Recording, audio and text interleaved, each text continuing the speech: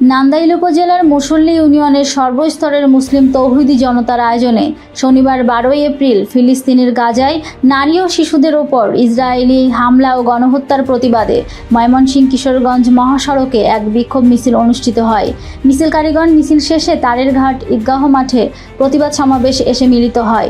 এ উপলক্ষে অনুষ্ঠিত সমাবেশে মাজহারুল ইসলাম রাজন ভূঁইয়ার সঞ্চালনায় বক্তব্য রাখেন জামায়াতে ইসলামীর নেতা মাওলানা মোহাম্মদ আলী, মাওলানা জামাল উদ্দিন, ইউনিয়ন জামাতের সেক্রেটারি হুমায়ুন কবির, মাওলানা আবুল হাশেম, কৃষক দল নেতা মোকসেদ আলী ভূঁইয়া, মাওলানা জাহাঙ্গীর আলম, মাওলানা খলিলুর রহমান, বিএনপির নেতা শফিকুর রহমান, সোনাকান্দা দরবার শরীফের খলিফা হারুনুর রশিদ, বিশিষ্ট ব্যবসায়ী আবুল হাশেম, স্বেচ্ছাসেবক দল নেতা ফরিদ আহমেদ কাদির, যুবদল নেতা আসাদুজ্জামান, বিএনপির নেতা সিপাতুল্লাহ সিপাত। সমাবেশে বক্তব্য রাখেন মাওলানা সোলাইমান, মাওলানা কাউসার আহমেদ, লুৎফর রহমান, মাওলানা মামুনুল হক সহ প্রমুখ।